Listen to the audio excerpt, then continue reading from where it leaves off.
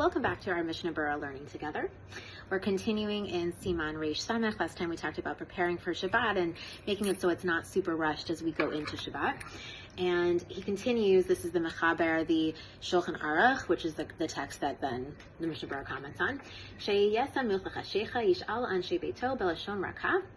When it's about to be Shabbat, when night is falling, we have to make sure to ask the people in our household in a lashon rakha, in like a kind, soft way. Yisartem iravtem hifrashtem chala v'yomar lahem hadliku et haner. So we're supposed to mention, have you made sure to take the maasrot that need to be taken? Did you make sure that the eruvim were set aside appropriately? Did you make sure that challah was taken if it needed to be taken? And then make sure, light the candles. That needs to happen. We have to make sure to do that piece. What's interesting is that the Ramah, the Ashkenazi posek, qualifies in a place where there isn't the practice of taking the maasrot in this case, then they don't actually have to say it, meaning that all of these words that are said have to be applicable to something that's really happening in reality.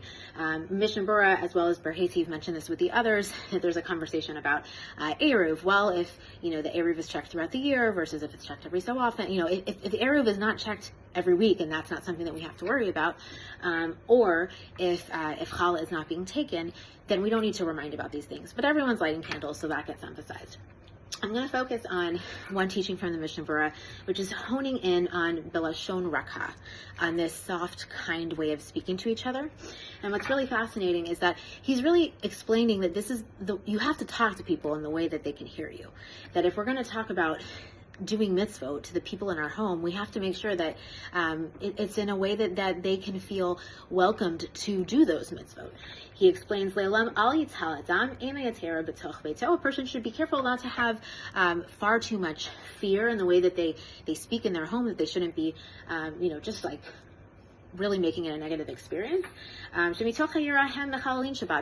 the people of your household are going to end up actually breaking Shabbat. It's going to have not just they're not going to do the mitzvah, they're going to go against the mitzvah, because it's an environment where doing a mitzvah is, just not an appealing, meaningful practice. It's like feeding someone food that they shouldn't eat, and creating a situation where they're going to end up doing a lot of other sins. And I think this is a fascinating direction that he goes in, this Mishnah Berurah text here, because it's true. Whatever way someone talks to us, especially if they're teaching us something really important about our relationship with Hashem or about mitzvot, the way that we connect and communicate with each other does impact the things that are being said and how they're heard and received. So I want to encourage you to think of a time where maybe you learned a halacha, and the way it was taught to you, you were like, yes, this is that sustenance, that nourishment. I'm so excited to do this mitzvah, or to experiment with how I can grow in this observance.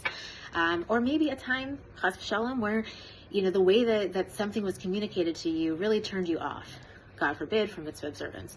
I think that this extends far beyond mitzvah observance as well. The way that we talk to each other, we have to talk in a way that, in a relationship with someone, for example, or with our children or our parents, when we come at a tough conversation and we don't have this lashon rakha, this softness and this kindness, oftentimes the things that we're feeling are not heard. And I think that, people often use like I language. So I should say, I'm feeling this way, as opposed to you did this, in order to sort of break down those defenses right away.